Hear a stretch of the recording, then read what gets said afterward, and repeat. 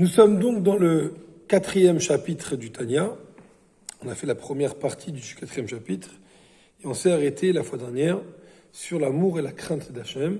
On a vu qu'il y avait deux sortes de crainte, celui qui craint la punition et celui qui a la crainte de respect. On ne l'a pas fait dans les mots encore, la crainte de respect, mais on va la faire tout de suite et immédiatement. Nous sommes dans la page Chet, à côté de la page 14, et nous sommes vers le milieu, plutôt vers la fin de la page. O irapnimit mizu. Donc, après qu'il a développé la crainte qui est la source des 365 mitzvot négatives, et qui donc, on est imprégné de crainte, et donc, on veut pas désobéir le roi, parce que c'est lui le roi, parce que c'est lui l'autorité, on a peur de désobéir le roi, mais il y a une crainte qui est plus profonde que simplement la peur de désobéir. Shemit Boshesh Migdulato, c'est quelqu'un qui a honte de par la grandeur de Dieu, qui a honte de par le fait que Hachem, c'est le Tout-Puissant. L'amrot enekvodo, de ne pas être à la hauteur devant les yeux d'Hachem. Comment je pourrais me présenter devant Dieu? Velasot Arab et Enav, et faire le mal à ses yeux. Kol toavat Hachem Hachesane, alors que ce sont des choses qui sont abominables, que Hachem il déteste. Hem aklipot vesitra achara, nous parlons ici des écorces et du côté négatif, l'autre côté, qu'on appelle l'autre côté, celui qui est pas bon. Achayenikatam me adam atarton, que eux-mêmes tirent leur énergie de l'homme inférieur, veachizatambo ou beshasam yototase, et leur façon de pouvoir attraper, de pouvoir être avec, de pouvoir avoir la vitalité, parce qu'en vérité, la vitalité, ça ne provient que du bien. Alors comment est-ce possible que le mal vit? Le mal peut vivre uniquement à travers l'homme qui lui-même incarne le bien, et il livre et il donne la possibilité au mal de pouvoir s'alimenter en énergie. Donc dans les mots, et la façon dont il attrape, c'est en ne respectant pas les 365 mitzvot négatives. Quand Hachem il dit de ne pas faire, donc on incarne à l'intérieur de nous des énergies, et Dieu nous dit ne fais pas telle ou telle chose, ne mange pas telle ou telle chose. Le fait que nous allons transgresser la parole divine, alors on va alimenter, on va prendre de notre énergie divine, positive, et on va la livrer au mal, à ce que Dieu ne veut pas, et on va alimenter le mal. Ça, c'est ce qu'on appelle la sitra achara, l'autre côté, qui est alimenté par les humains. Et quelqu'un qui a crainte d'Hachem ne peut pas supporter, devoir désobéir à l'ordre divin. Il ne peut pas supporter de pouvoir alimenter le mal, celui qui est le contraire de Dieu. Un petit peu comme quelqu'un. Veine. Et voici. Shloshal levushim elu.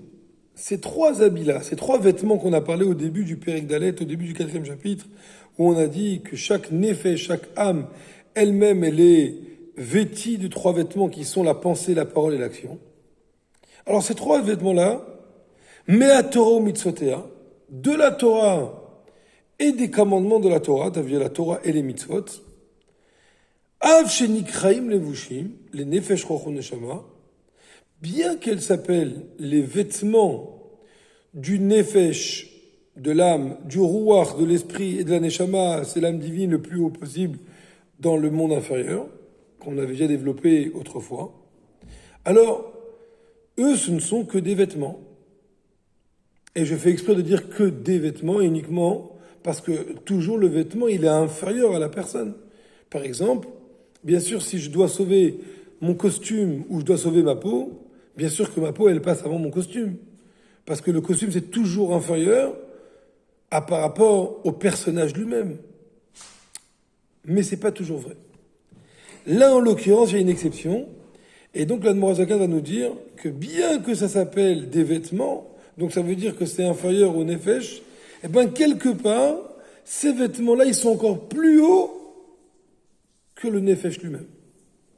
Im kolze, malgré tout, gav'a vegadla malatan, elle est grande, elle est immense, leur supériorité, les enketz à l'infini, vesof, et c'est extraordinairement infini, par rapport à quoi?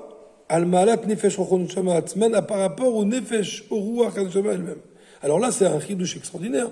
C'est-à-dire qu'il existe des vêtements qui sont plus importants et qui valent plus cher, qui ont plus de valeur, qui sont plus hautes que ce que elles habillent. Donc là, le nefesh, ruach, neshama, qui sont pourtant du divin, c'est pourtant l'âme qui fait, c'est l'âme de la personne, et ben elle-même, elle est inférieure, ou bien plutôt leurs vêtements, qui sont la pensée, la parole, l'action, sont supérieurs quelque part, sur un certain angle, que eux-mêmes. Pas simplement supérieurs à l'infini. Extraordinairement supérieurs. Moshe Katuv bezoar, comme est écrit dans le Zohar, Deoraita vekucha brichu kulachad. Que la Torah et Dieu, c'est une seule chose. Donc ça veut dire qu'en vérité, même si le nefesh ruach neshama, c'est une partie du divin, c'est pas le divin. Or, la pensée de Torah, la parole de Torah, ou l'action de mitzvah et de Torah, c'est Dieu lui-même. C'est pas une partie de Dieu, c'est Dieu lui-même. Et si c'est Dieu lui-même, ça ne peut être que plus haut que le nefesh. Ça veut dire quoi, c'est Dieu lui-même? Alors vous savez que la Torah, elle commence par Bereshit, et c'est connu que, comment ça se fait qu'elle commence par un bet? Le bet, c'est la deuxième lettre de l'alphabet, de l'aleph bet. Elle aurait dû commencer par le aleph. Et puis en vérité, la Torah, elle commence, oui, par le aleph, puisque les 10 commandements, premier mot des 10 commandements, c'est Anochi Hashem Elokecha, je suis Hashem ton Dieu. Et le aleph de Anochi, c'est lui qui démarre en vérité toute la Torah. Parce que dans le Anochi Hashem Elokecha, je suis Hashem ton Dieu, il y a toute la Torah entière. Et ce qui est intéressant, c'est que ce Anochi-là, il est composé de 4 lettres. Aleph, Nun, Chaf et Yud. Qui font référence à Ana, Nafshi, Katvit, Yavit. Dieu, il dit, je me suis inscrit dans la Torah. En vérité, la Torah, c'est Dieu. C'est Dieu qui exprime sa volonté, qui exprime lui-même. On ne peut pas dire son personnage, parce que Dieu, c'est pas un personnage, c'est pas un être. Mais on peut pas dire des mots parce que, en vérité, on est des humains, on est limité par les mots. Mais c'est Dieu lui-même qui s'est inscrit à la Torah. La Torah, c'est Dieu. Oraita, vekucha brichu kulachad. La Torah et Dieu, c'est une seule chose. Si la Torah et Dieu, c'est une seule chose, donc ça veut dire que quand un juif, il pense Torah, un juif, il s'attache avec Hachem. Il s'attache avec Dieu. Quand un juif, il pratique une mitzvah, quand un juif, il dit une mitzvah, il dit un mot de Torah, c'est Dieu lui-même qui est uni complètement avec lui. Pirou, ça veut dire, Deoraita, que la Torah, ichochmato urtsono shel HaKadosh Baruch Hu, que la Torah, c'est la sagesse, c'est la volonté de Dieu lui-même. Ve'akadosh Baruch Hu bichvodu ba'atzmo kulachad. Et Dieu lui-même, lui-même Hachem, dans son essence, il est une seule chose. Il n'y a pas deux choses. Il n'y a pas, moi, je ne peux réfléchir et penser uniquement des idées qui sont extérieures à moi. Je ne peux pas réfléchir et penser moi-même. Ça veut dire que l'idée elle-même, c'est moi. Parce que toutes les idées que j'ai, elles proviennent de l'extérieur. J'ai reçu des informations, j'ai reçu des visions, et toutes ces visions ont informé mon cerveau de quelque chose, et donc je fais des calculs, et dans ma tête, ça réfléchit. Mais tout ça, c'est quelque chose qui est extérieur à moi. Mais chez Dieu, c'est pas comme ça. Chez Dieu, sa réflexion, c'est lui-même. Simplement, c'est que nous, comme on l'a étudié dans le deuxième chapitre du Tanya, nous, on n'est pas capable en tant qu'humain de comprendre comme il faut ça. Parce qu'on est dans un système où on n'arrive pas à comprendre comment est-ce que la réflexion, ça peut être soi-même et réfléchir. Mais chez Dieu, c'est comme ça. Et donc, si la Torah, c'est la chorma de Dieu, c'est automatique et c'est évident que la Torah, c'est Dieu lui-même, puisqu'il n'y a pas autre chose que Dieu. Et donc, quand un juif, il va étudier la Torah, il va pas étudier la Torah de Dieu. Il va étudier Dieu, il va s'attacher à Dieu lui-même.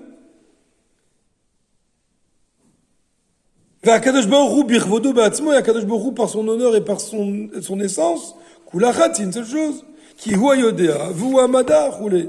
Comme Shekatulel Beshem Rambam. Parce que c'est lui la connaissance, c'est lui le connaisseur, c'est lui qui réfléchit, c'est lui tout.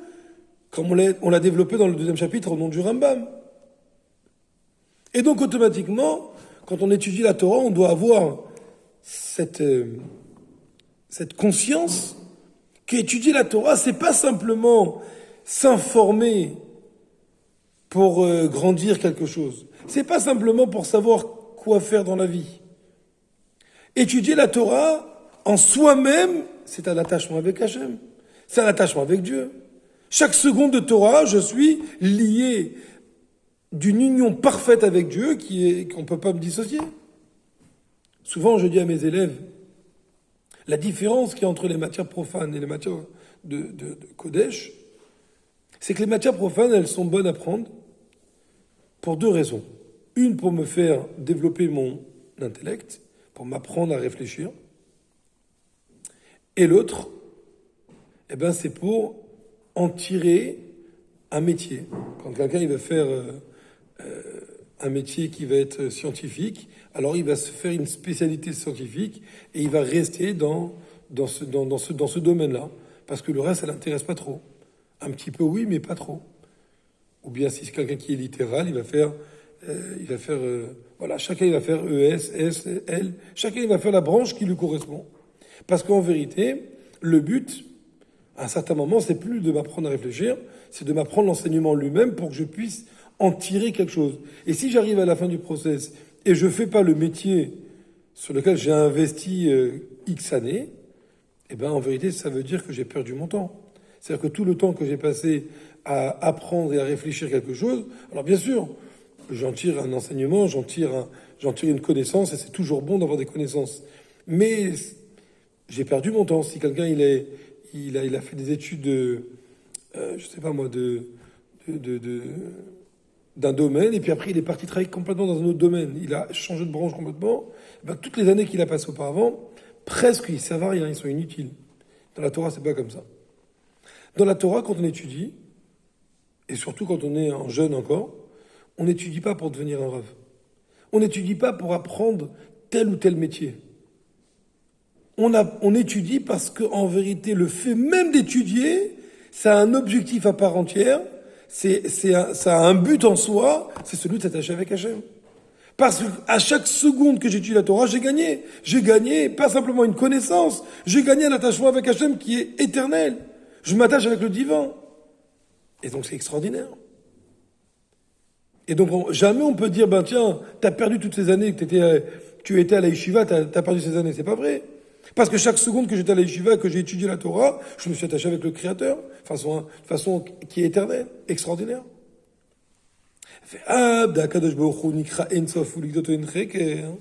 Alors quelqu'un il va venir et va dire, mais qu'est-ce que tu me racontes? C'est impossible.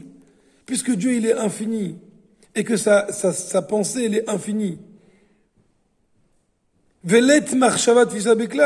Et aucune pensée ne pourra dire, tiens, j'ai compris ce que c'est Dieu. Je me suis attaché à Dieu. Parce que Dieu, il est infini, nous, on est des êtres finis. Comment est-ce que des êtres finis, des êtres limités, peuvent être attachés à l'infini? Ça, c'est vrai pour la pensée, c'est vrai aussi pour la volonté. Vechen birtsono, vechochmato. C'est la même chose pour sa volonté et sa sagesse. Comme il est écrit dans le verset, il n'y a pas de but à son développement intellectuel. On ne peut pas s'arrêter. La Torah, elle est infinie. Parce que chaque mot de la Torah, c'est Dieu. Et Dieu, c'est infini. Et c'est écrit dans le Passouk, et si tu vas chercher Dieu, tu vas le trouver, avec un point d'interrogation. Il est possible de trouver Dieu. Il est possible de dire, tiens, il est là et pas là. Urtiv, il est écrit, Kilo marchevotai marchevotechem. Il est écrit que mes pensées ne sont pas les vôtres. Ça ne veut pas dire simplement qu'il est plus intelligent que nous. C'est que la définition même du mot pensée n'est pas le même. On n'a pas la même définition parce que nous, on est des êtres limités. Et nous, nos pensées, elles viennent de l'extérieur et lui, c'est lui-même. Donc on n'a même pas la même définition de ce qu'on appelle la pensée. Alors comment est-ce possible de prétendre s'attacher avec Hachem? De dire que quand on étudie la Torah, on s'attache avec le Créateur, on n'a rien à voir. Alors pour répondre à la question, il nous dit la Noire, c'est quand même quelque chose d'extraordinaire. Avant de le dire dans les mots, je vais le dire d'abord oralement. Lorsque on voit un professeur universitaire qui est très très très intelligent, il va venir à l'université, il va dispenser son cours, et finalement on va se dire, c'est vraiment un homme très intelligent. Mais est-ce qu'on a compris ce qu'il a dit? Pas forcément. Et puis finalement, on va prendre un professeur qui est aussi très intelligent. On ne va pas le mettre dans l'université. On va le mettre dans une classe. Et pas simplement dans une classe, mais dans une classe d'enfants qui commencent à étudier, qui commencent à apprendre. Et le professeur va devoir réduire son niveau intellectuel pour le contracter complètement et pouvoir faire passer aux enfants, qui sont petits encore, qui ont un petit cerveau, des idées extraordinaires, des idées qui sont les siennes. Bien sûr, lui, il est beaucoup plus fort et beaucoup plus intelligent que le premier. Parce que le premier, il est très intelligent, il a beaucoup d'informations, il est très grand. Mais c'est pas là où on voit la grandeur d'un homme. La grandeur d'un homme, on la voit quand il arrive, malgré sa grandeur, descendre dans la petitesse. Alors bien sûr, c'est pas à la même échelle, parce que nous, on est des êtres limités, même le plus intelligent des intelligents, il est limité, et Dieu, il n'est pas limité. Mais même chez Dieu, c'est comme ça, dans les mots. Iné alze amour azal. Amrou. Sur ça, on a dit. Bimkom shatamotek dulato. À l'endroit où tu veux trouver la grandeur de Dieu, chez la Kadosh Baruch Hu de Dieu, shamatamotek vanuto. Là-bas, tu vas trouver son humilité. C'est là où Hachem, il se limite. C'est là où Hachem, il se réduit. C'est là où tu vois la grandeur d'Hachem. Qu'un grand, il soit grand, c'est facile. Qu'un illimité, il soit illimité, c'est facile. La grandeur de Dieu, c'est que bien qu'il soit l'illimité par excellence, qu'il soit celui qui n'est jamais né et qui va jamais mourir, qui n'a jamais commencé et qui ne terminera jamais, eh ben, il arrive à se contracter et rentrer dans la petitesse des choses. Et Akadosh Baruch Hu, il a contracté sa volonté, sa sagesse dans les 613 mitzvot de la Torah, ou Bilchotéen, et dans toutes les lois qui vont découler de chaque mitzvah, ou Betzirufé Otiot Tanakh, et aussi il a contracté dans la combinaison des lettres de la Torah écrite, le Tanakh, Torah Nevim Ketuvim, ou Droshotéem, et tous les commentaires qui vont en découler dans la Torah orale, chez Be'agudot ou Bedrash Chachamnuzal, avec les histoires et avec les midrashim de nos Chachamim. Et pourquoi Hachem il a fait ça? Pourquoi Hachem il a contracté? Il a donné la possibilité à l'homme de pouvoir étudier et comprendre Dieu. C'est Birdé chez Kol Neshama Ruach Venefesh Beguf Adam Tuchala Sigan Bedata. Tout ça parce qu'il voulait se mettre à la disposition des humains qui sont des êtres limités. Il voulait que chacun d'entre nous, que chaque Ruach, chaque Nefesh, chaque Neshama puisse comprendre, méditer, réfléchir, ou les Kaiman, et les accomplir. Tout ce qu'on est capable d'accomplir. Parce que pas toutes les mitzvot, on peut les accomplir physiquement. Mais tout ce qu'on peut faire, il faut le faire. Parce qu'en vérité, chaque mitzvah, c'est Dieu. Bemaase, Dibour, Marshava, l'action, par la parole et par la pensée. Valier des grâce à ça, titlabesh bechol eser prinotea beshlocha levushimelu. C'est comme ça qu'en vérité, grâce à ces vêtements, on va être investi dans les 10 niveaux de l'âme qu'on a parlé auparavant, depuis Chochma jusqu'à Malchut, et tout passe par ces vêtements-là, parce qu'en vérité, ces vêtements sont la porte de contact entre nous et Dieu. Parce que eux, ils sont en même temps Metsumtsam, ils sont en même temps contractés, et donc ils sont à notre portée, et en même temps, c'est le divin, c'est l'infini par excellence. Voilà, et donc Bezat Hashem, ça c'est la deuxième partie du cours du Pérec d'Elet, et si Dieu veut, on reprendra à partir de la Chenim Shel Torah.